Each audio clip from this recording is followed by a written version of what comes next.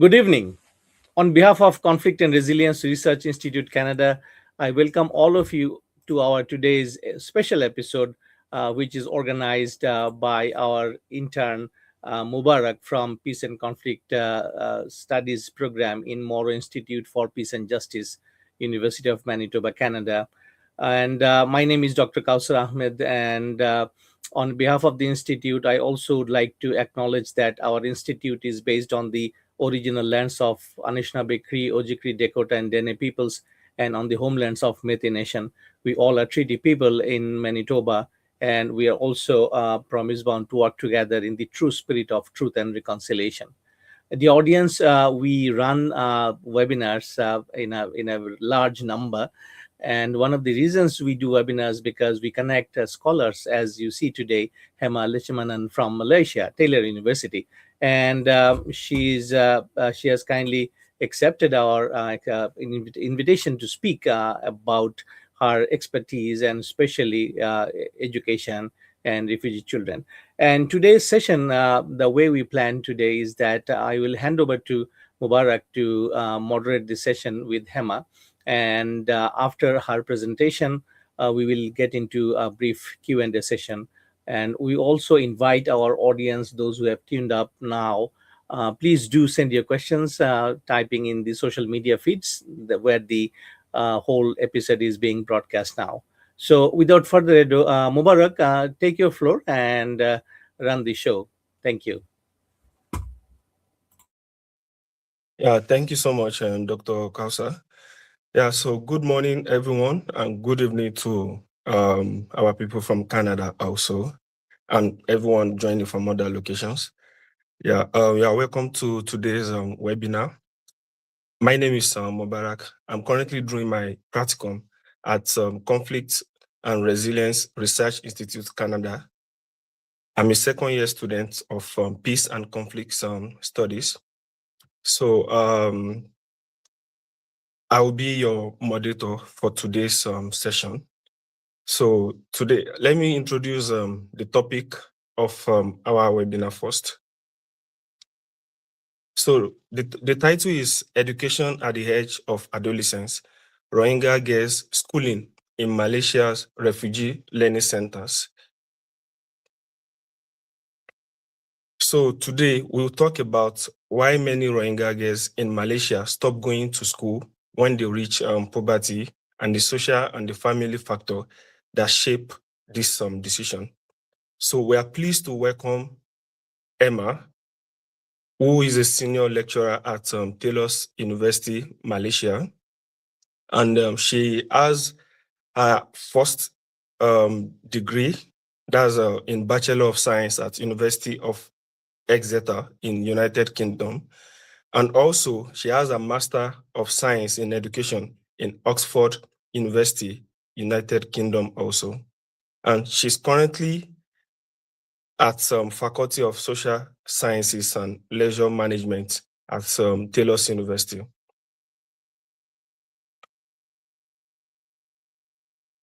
So thank you, Emma, for joining us. Over to you, please.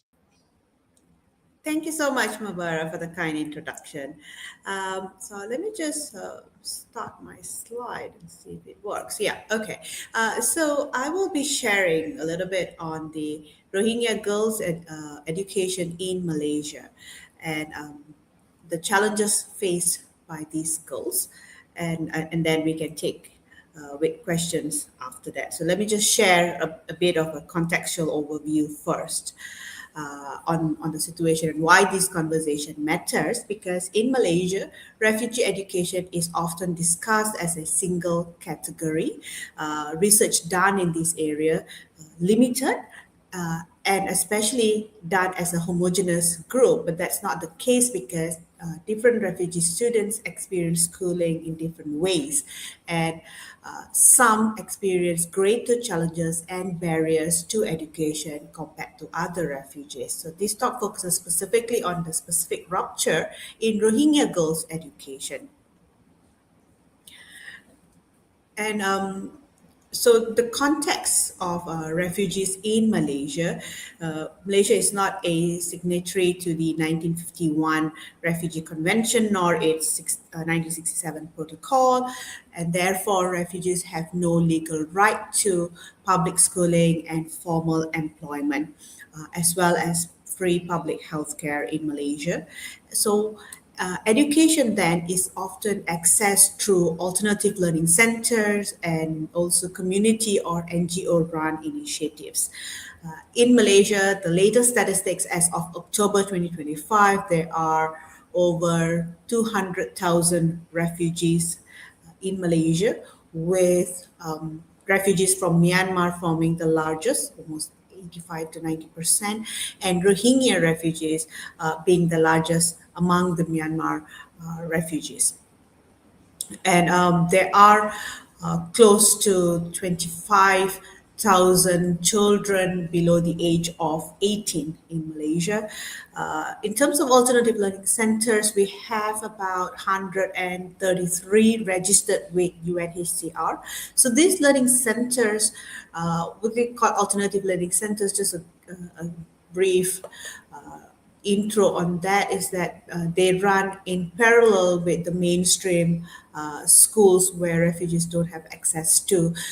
And in these learning centers, they are taught by refugee teachers or non-refugees who mostly do not have a formal background in teacher training.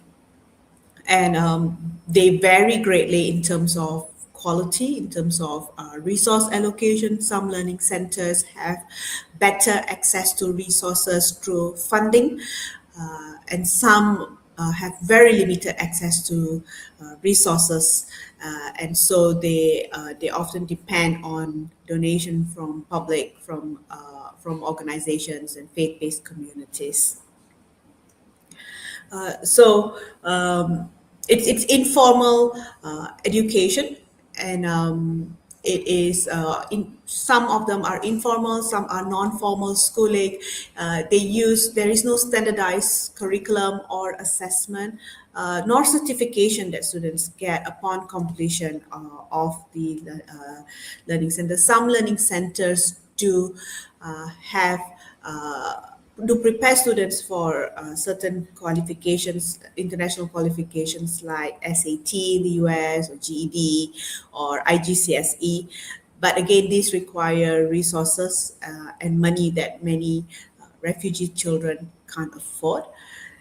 So they continue through what happens is that they continue from primary to lower and secondary levels, and in most cases, their education stops at secondary level. Tertiary education is extremely limited in Malaysia, uh, often because they don't have a certification recognized by the Malaysian universities to accept them in. And also, again, it's the issue of access as well as resources. So, so for girls from refugee communities, non-Rohingya, so the other refugee communities like we have Chin refugees, Karen, Syrian refugees, refugees from Pakistan. So we have refugees from different countries, and what we see is that most of the girls from these refugee communities often remain enrolled in secondary education, and to an extent will complete either lower secondary or upper secondary in the learning centers.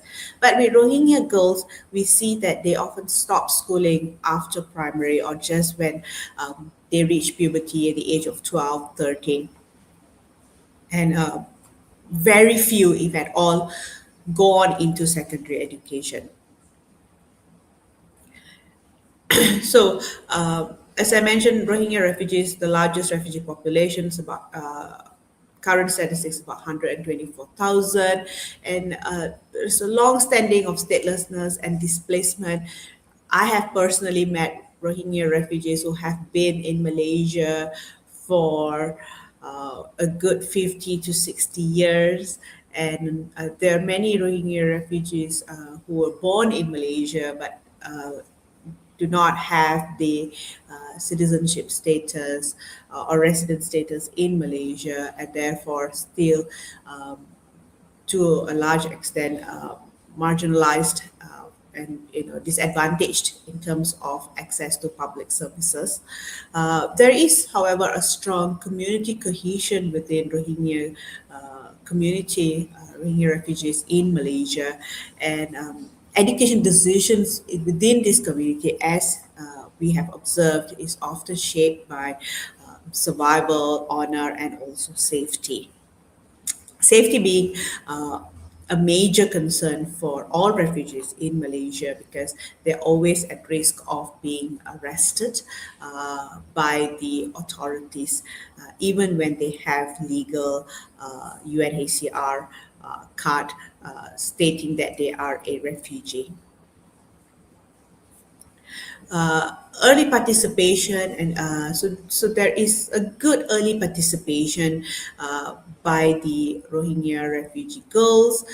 Primary enrollment is relatively high. You will see a very good balance of girls, Rohingya girls and boys in the learning centers, in primary learning centers. However, there is a sharp dropout which occurs around the ages of 12 to 14 when they move to secondary school. And you see in the secondary learning centers, you will see there is almost no girls in the classes. So puberty marks a clear turning point in them dropping out of the learning centers. Uh, and so puberty here, it redefines how girls are perceived by the family and the community, and education becomes secondary to respectability, honor, family honor, future marriage prospects, and protection, because they feel it is unsafe to, parents feel it's unsafe to let Rohingya, the girls to go out to the learning centers, and many do not stay close enough to the learning centers, so they have to travel quite a bit to get to the learning centers. And parents feel that it is unsafe for the girls to go on their own, to travel to the learning centers and back, and therefore their schooling is then discontinued. Whereas if they have male siblings, the children, they then continue going on to secondary education. There's also this cultural belief and honor, fear of bad reputation. So if the girl child goes out, then there is a fear of the girl might be perceived wrongly by the community, and therefore will affect the marriage prospects. There is also a strong concern with honor and gossip within the community, and so there's this community pressure to that leads to girls not continuing their education, and they are expected to remain at home and to look after younger siblings, to take on household responsibilities. There's also religion and the interpretation restrictions, which are often attributed to Islam, and teachers during our conversations with teachers who describe. Teachers describe this as cultural practices and also misinterpretation of religious teachings, according to Rohingya male teachers, but they often do not have enough standing in the community to bring the girls back into the schools. There is a preference for religious schools or girls-only environment, and teachers whom we have spoken to feel that if there are such avenues provided for these girls, they may continue on in the religious schools or girls-only schools. Currently, there aren't such centers available in Malaysia that looks at just learning centers just for Rohingya girls. And if there were, then there is a possibility that girls might continue, and parents might be convinced to send their girls to continue education. Then there is, which this also then leads to, there is a discomfort with mixed gender learning. Uh, Currently, most of the learning centers are co-educational. There's limited resources, of course, to have separate classrooms, or to separate boys and girls, and have different classrooms. So this leads to strong resistance for the children, for the girls to continue secondary education, due to, especially after puberty, and because parents are comfortable with girls sitting with boys or speaking in mixed spaces, and therefore this mixed gendered classroom becomes a barrier, and not so much the curriculum or the learning in itself.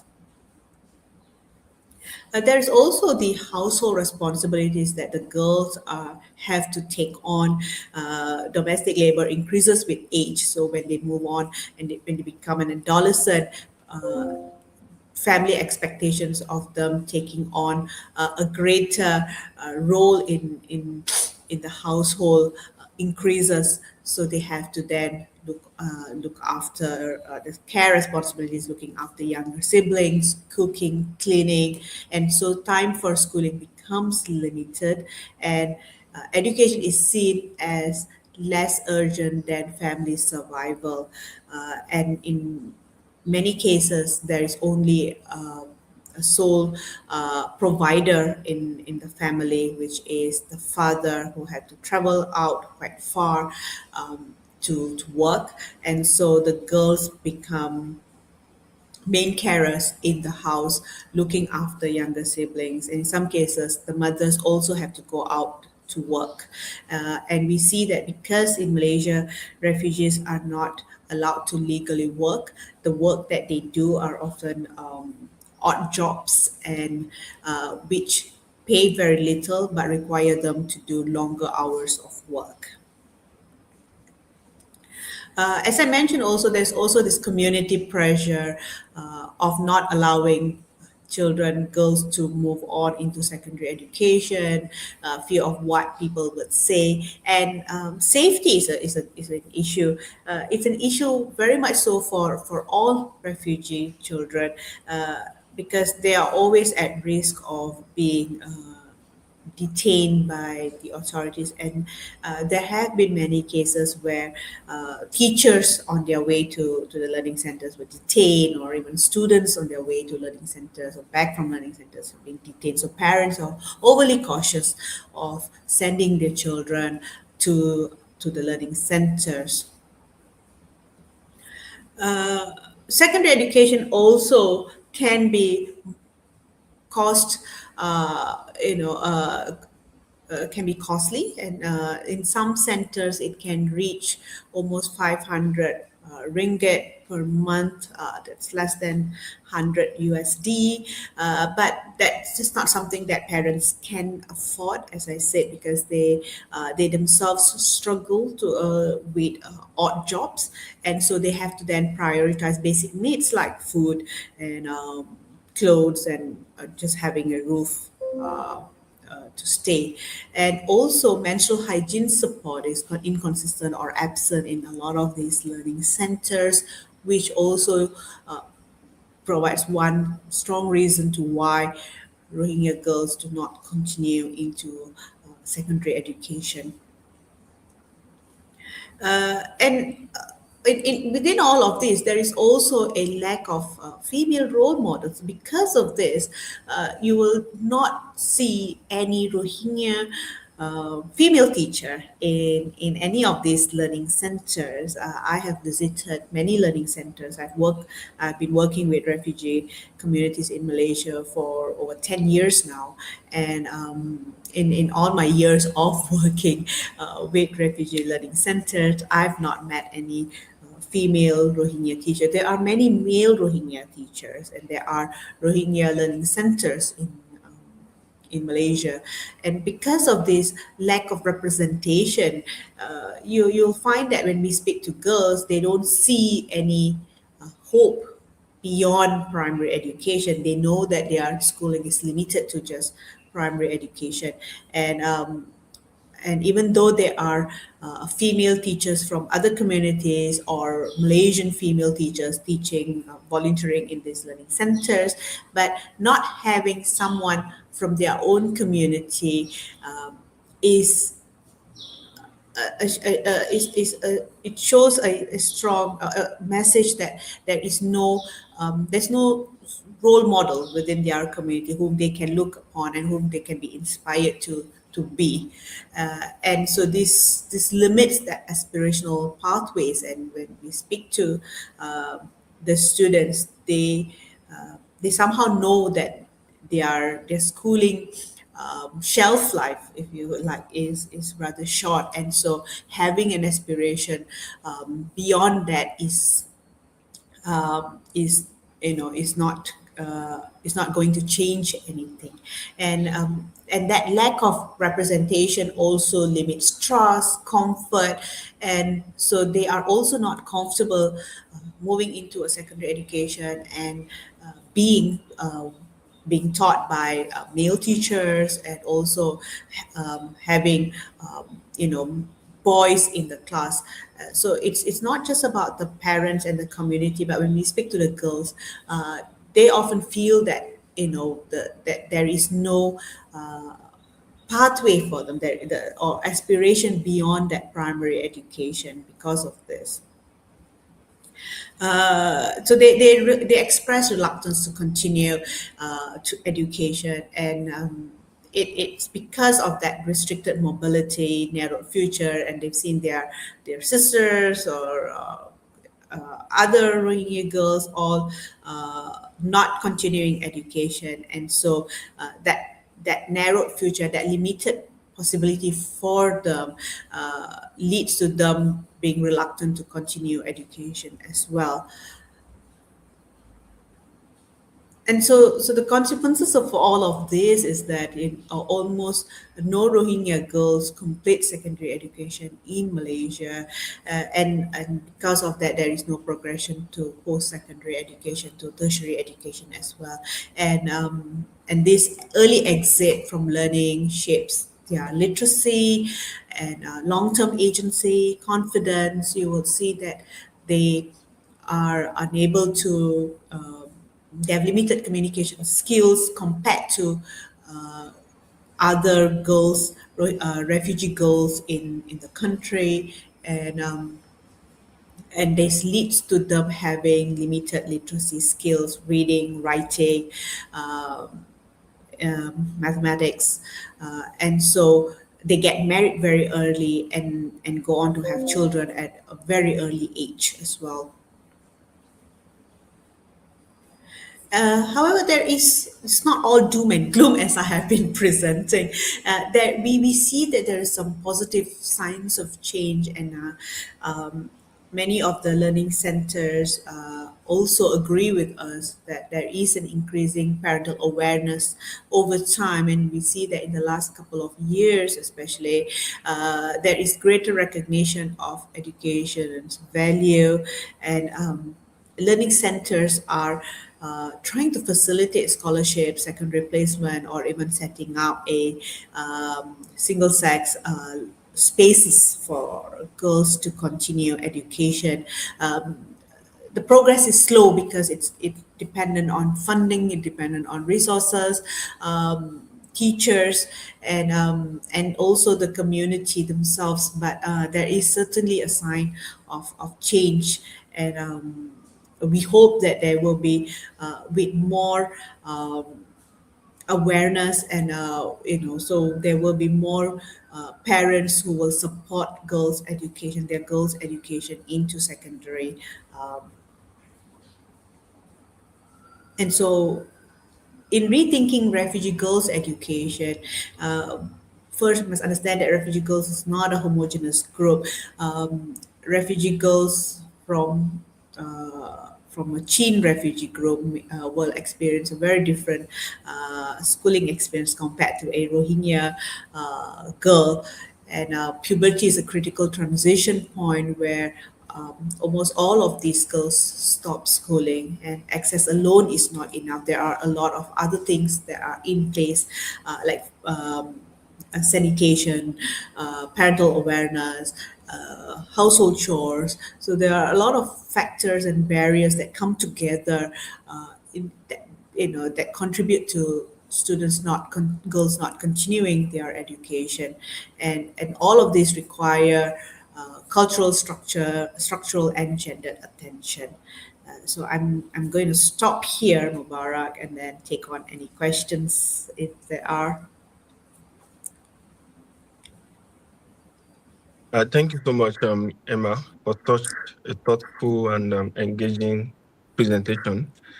So now we move to Q&A session, and we welcome both questions from our panel and also our online participants. You can drop your question in the comment section.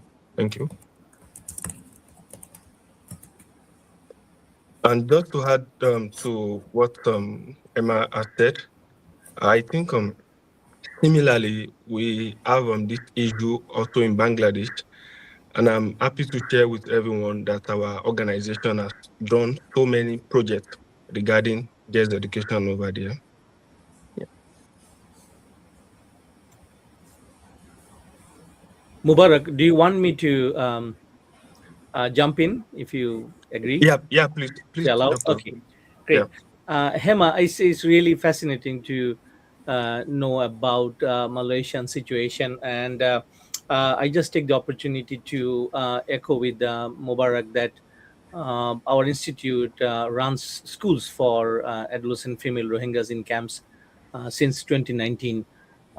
These are all small projects funded by Manitoba Council for International Cooperation, MCIC.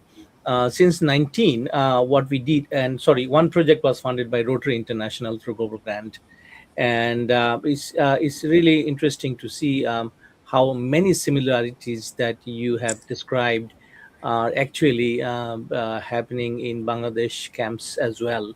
However, I'm just interested because the contexts are different, where you have seen and experienced the barriers. So, my first question to you would be, Hema, what do you think about the structural barriers?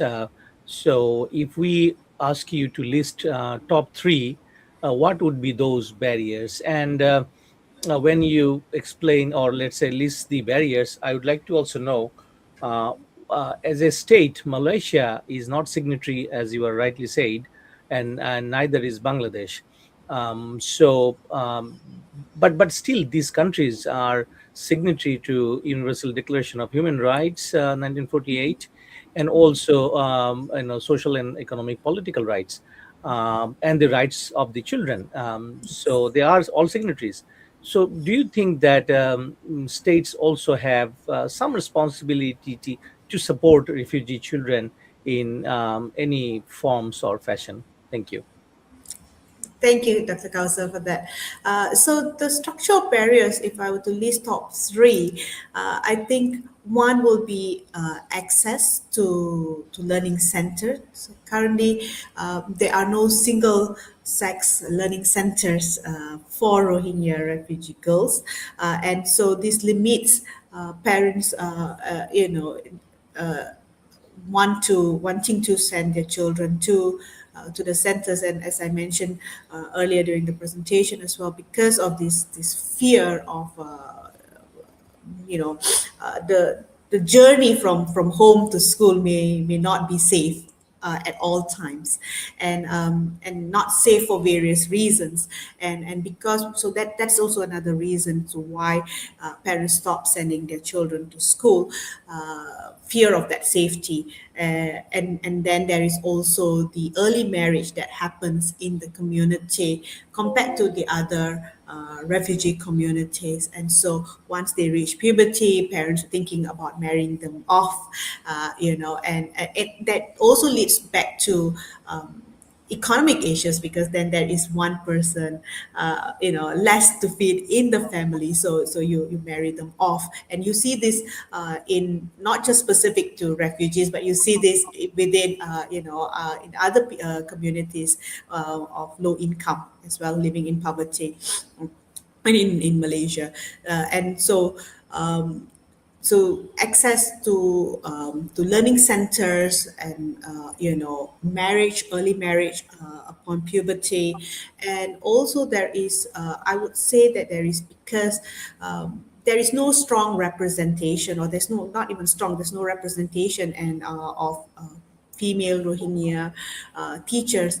I started a teacher training for refugee teachers a couple of years ago, because most of the teachers in learning centers in Malaysia are not trained. They don't have a formal teacher education qualification.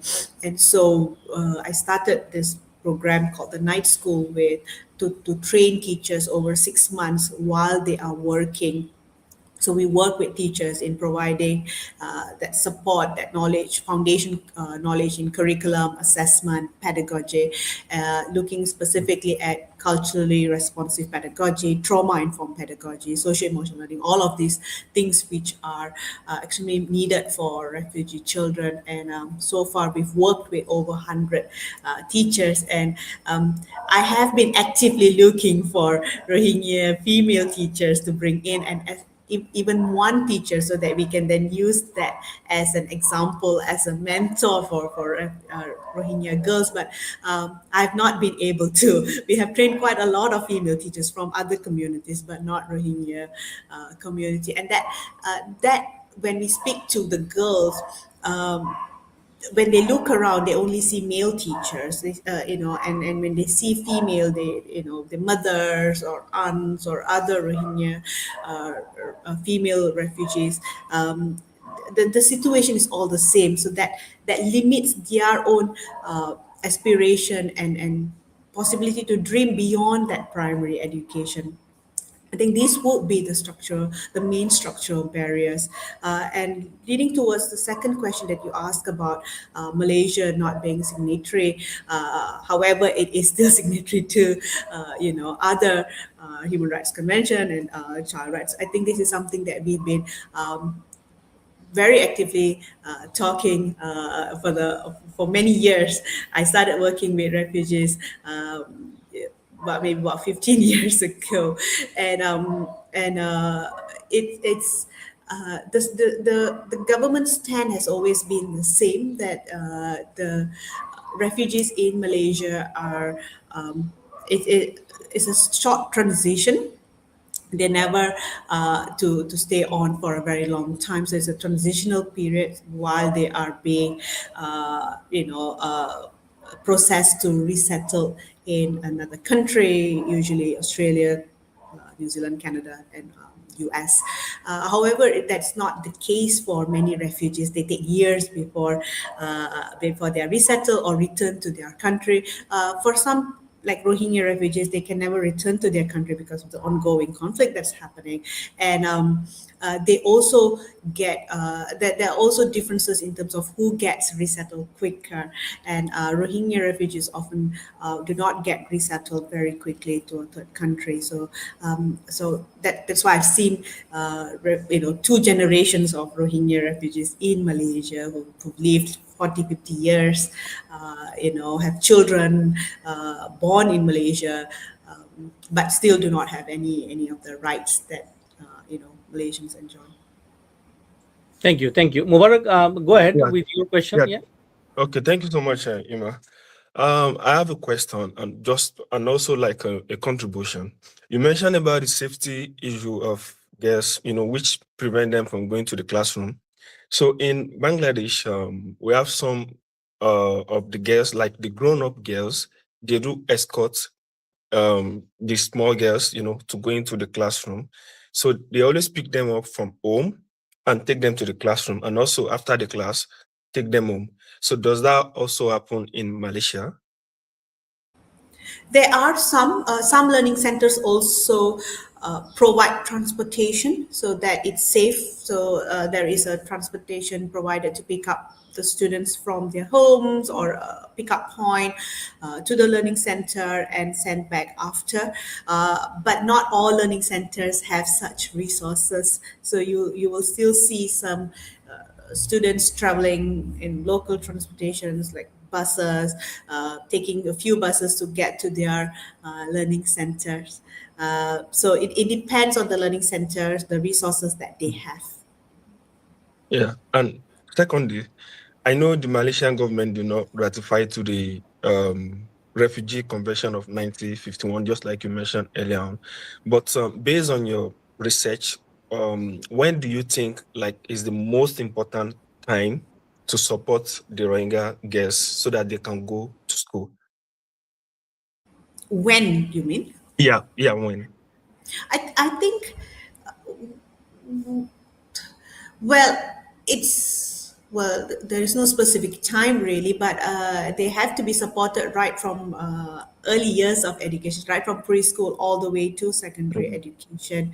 And uh, and there has to be a stronger initiative by other international bodies. In the case that, because Malaysia is not signatory, then we have UNECR present in Malaysia, we have UNICEF, and they're all working in different capacities, but there is no there should be more attention given to Rohingya girls, especially because they're not progressing to even secondary education compared to other refugee girls who at least complete secondary education in Malaysia, and therefore have a higher literacy level needed in, for them to be able to access any services, to be able to live really. Yeah. Lastly, from me, yeah, back then when I was in Malaysia, yeah, definitely I see how like the government, their support for the refugees, and I know that's like the role from the government. So I would like to ask, how is the relationship between the refugees and the locals? I mean, the Malays over there also. There are the awareness has certainly increased. So when I started working 15 years ago, there's very little awareness of refugees from the Malaysians. Most Malaysians wouldn't be able to tell the difference between a refugee and an economic migrant or an illegal migrant. But with social media and we see a lot of news on refugees, not just in Malaysia but also in other countries, and awareness has certainly increased. A lot of Malaysian NGOs, organizations are supporting refugees in some way or another, whether it's in terms of education or health. So you will always, and there are also universities supporting refugees. So you will see university students going on to becoming volunteers in learning centers.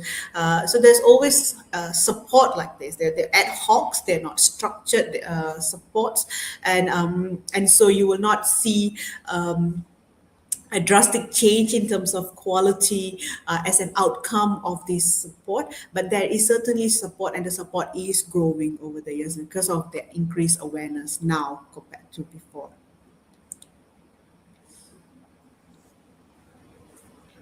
Okay, Mubarak, let me ask also a couple of interesting questions. This session is really interesting because of the different context, and we are learning from Hema from Malaysian, given this different, environment exists there. Hema, I'm just curious to understand. You did mention that despite your lot of efforts, you really couldn't find, or let's say, couldn't mentor a Rohingya, educator from your program, whereas you did find some from other communities like Kareni or Shan, maybe. So why do you think it is the case for the Rohingyas exclusively? And of course, I understand that in Bangladesh, they are they are in a very large number, 1.3 million now, versus Malaysia is a relatively tiny number, maybe 200,000 max. What do you think? I mean, what is causing Rohingya females to really, mm, you know, break the barriers, let's say, and become a teacher in their community? Uh, First is if we look at the adult women, Rohingya women, the literacy level is very low compared to other women refugees, who come directly. So you would see. So because of that, it's one of the reasons why they then just stay at home and not participate in by being teachers in the learning centers or doing any other work. There's also the cultural barrier of women not being allowed to work, and so they have to then stay at home and look after the children, look after the house, where and then the male goes out to work, and so this then cascades down to girls as well. So that is one of the reasons why we don't see female Rohingya teachers. And because one is this, the schooling is stopped by primary, and then they become they stay at home looking after children, looking after their house, and culturally there's also this resistance for women to go out to work. But we do see some Rohingya women. I have personally met some Rohingya women who do odd jobs to support their families, but not in a learning space context yet. We're hopeful that we will be able to, make some changes to see how we can mentor the girls that we're working with to continue to secondary education, and at the very least come back to volunteer at the learning center, so that the younger girls will have a role model, which is extremely important in this context. Fantastic. That gives us a little bit of sense. And I think, yes, I totally agree with you that historically the literacy level is so low in Rohingya communities. But here we only have Rohingyas, that's all. And that is why we just talk about them in Bangladesh. But there you see a different, because there are other groups living in Malaysia as refugees. Hema, another, I think, question I need your insight actually. So these learning centers, who run these learning centers? Are these run by the NGOs, INGOs, or let's say Malaysian government? Uh, the, so the learning centers are run by faith-based communities, faith-based organizations, funded by faith-based organizations. Many of these learning centers are run by the refugee communities themselves, funded by NGOs or faith-based organizations. With some or very little funding from UNHCR. They used to give more funding, but their funding has been cut severely as well in the last couple of years. So there is very little to no funding from UNHCR currently. But there's funding in terms of salary for teachers and resources, tables, books, food. So one of the reasons why parents also send the children to school, to the learning centers, is at least they get one decent meal in school. So this. All of this funding comes from individuals, Malaysian individuals, and non-governmental organizations, faith-based organizations. Wow. Quite fascinating. So when you say that these are kind of self-funded, so I'm again trying to get a clear picture. So are these locally, these folks, they raise money locally, or they are supported by diaspora Rohingyas or various diaspora groups? And just to be clear also, so there is no international NGOs running schools in Malaysia?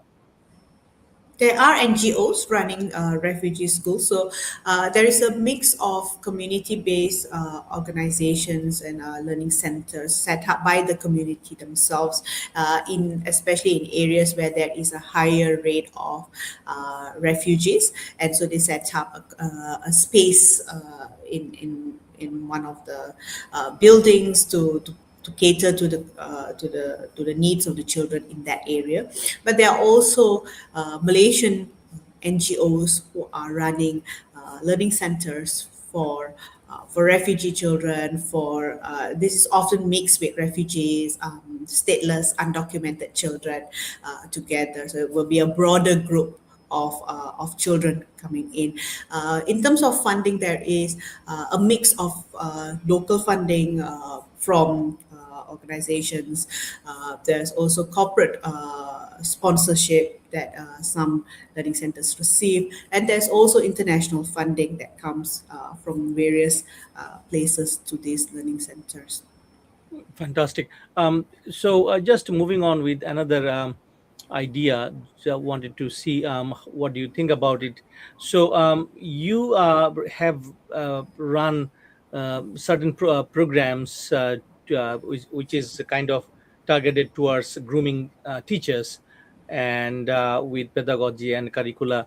So how did you run it? Did you run it in person for exclusively for the refugees, or it is from your university, a general program? And do you folks award certificate after the end of the such training? Yeah, so it's a program I started with the School of Education, Taylor's University, and we have a small team of people running this program. Uh, it is a 6 month program, an immersion program where we work with teachers while they are teaching. They are teachers of refugees. Not all of them are refugees, but they all teach in refugee learning centers. And so, and almost all of them do not have a background in teacher education, and so you will see very traditional way of teaching in these learning centers where students are still copying notes in their notebooks, and there is no newer pedagogy coming in, gamified lessons, and digital resources coming in. Correct. So what we provide is we provide all the teachers who participate in our program with Chromebooks, so that they have access, and we teach them how to use the Chromebook, how to provide the digital literacy needed, so that they can then use that to plan more fun, engaged lessons with their students. We also take them to different schools to observe how teaching and learning is done in different private schools in Malaysia. And we also support the teachers by mentoring them throughout.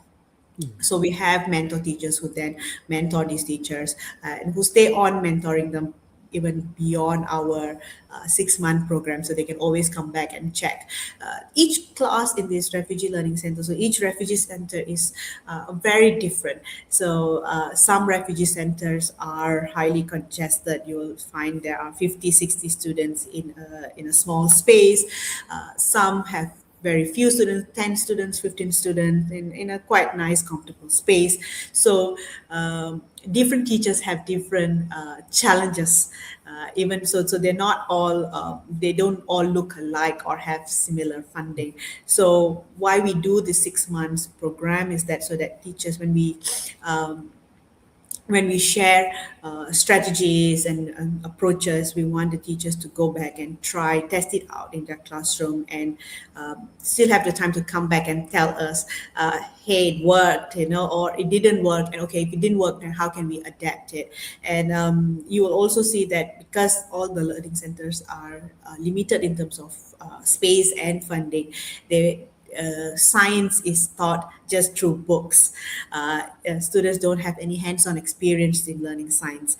And so we teach how, with limited resources, with ingredients that you can find from the learning center or from their house, you can still do some hands-on experiments and learn science in a fun way. So these are some of the things that we cover in our sessions. And social emotional learning is another one. Students and teachers both have trauma. They've undergone things that beyond that people like me can envision, and that trauma is not addressed. And so with teachers especially, they have to suppress that trauma, come to school, show up, and teach and pretend to be normal for their children, and that affects their mental health. This is something which is under research in the context of Malaysia. Teachers, refugee teachers' mental health, refugee students' mental health, due to the trauma, due to the displacement that they face. So these are the things that we cover in our program. And fascinating discussion. Maybe I will engage you one to one later on if you are okay with it. It's really super interesting, and thank you, Mubarak, Oh, and for oh, sorry. You asked about certification, and so the certification is provided by Challis University with Queen's University in Toronto. So we've oh, got a really? connection with Canada too. Oh, wow. That was I was trying to get to you that and do you have tuition fees? I mean, do you charge tuition fees for this No, course? we don't. We don't. It's free. We're doing it for free. We do get funding from other organizations to support the project, but the teachers don't pay. Understood. And because the reason I'm kind of digging in onto this idea, because next month I'm traveling to Bangladesh again, and there is a university called Asian University for Women, AUW, and there is a batch of Rohingya females graduating. Some of them will graduate, and some of them are in the pipeline. So we are thinking of reaching out to university like yours and educators like you, just to assist us in terms of doing something remotely, let's say online, because there are many courses that nowadays we teach online, right? So maybe we'll get back to you with Sure. some details if you have interest. Yeah, So sure. Our uh, our sessions are 90% done online as well, fantastic, excellent. and because one of the reasons is for safety, we don't want to Yes, yes, put the teachers in unnecessary risk for traveling to right, our university. So exactly. we do them online most of the time. So Oh, that is. we'll be happy to talk more about that later. Yes, yes, I would like to. I'm very much because this is one of the areas that I keep thinking about. And when Mubarak applied for practicum, I only kind of accepted him because he was interested in this topic. So that is the happy connection. But Hema, I would like to really talk to you about it in the near future. Final question, and we are end of the time almost. Is there any restriction from the government or the state side about curricula or the language of curricula? It has to be in English or Malayas, because here in Bangladesh there is a restriction. They only can run schools and impart lessons either in English or in Burmese. So, do you have such constraints there? No, there's no constraint or restrictions from the government because these alternative learning centers are not registered with the Ministry of Oh, Education. Only uh, places like homeschooling or private schools which are registered with the Ministry of Education will then have to comply with the regulations provided by the Ministry of Education. So with these learning centers, what we see is in most cases the language of instruction will be English, I see. and in some learning centers the language of instruction is in Malay language, which is the local language, Mhm. and there's also then a mix of the community's language as well coming in. But you will see most of them using international curriculum, some sort of international curriculum like AGCSE. So the language instruction will be in English or Wow, in Malay. Yeah. fantastic. So, Mubarak, I'm going to hand over to you, but I see a question and from the audience. Do you have time? Yeah, maybe 1 2 minutes, very quickly. Hema, here is a question for you, flashed on the screen as you see. But I think let me quickly give you a brief context. So, in Bangladesh, what we have witnessed in the past 8 9 months now, teachers are hired both from host community and from the Rohingya communities themselves. So there was a conflict between these two groups because of the matter that Rohingya teachers are given more money as honorarium or remuneration than that of host teachers. So UNICEF, which runs all the learning centers, I think 2,300 some, they closed all of them 8 months ago because they just couldn't manage the conflict properly. And as of today, I know that officially they have lifted this what you call a bar, but still these schools are not open as it was before. So, do you have similar situations in there or no? No, because the learning centers run in parallel with the mainstream education, and not even in parallel, in the periphery. And so Malaysian teachers do not have any relationship with the Rohingya teachers or other refugee teachers. And so there's no conflict as I such. see. Yeah. I see. No, that makes sense. Thank you so much, Hema, for being with us. Mubarak, just do your closing remarks, then we'll close. Okay. Thank you so much, Dr. Kausa. And thank you, Emma, for sharing your important work, your years of research and experience, and also your thoughtful discussion for today. I say, Terry Makase. Yeah, thank you so much.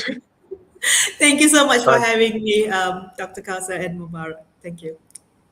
yeah, and I would like to thank everyone that joined the webinar also. I hope everyone find this webinar insightful. Thank you, and have a very wonderful morning and evening. Thank you. Thank you. Thank you so much. Bye. Thank Yeah, you. bye.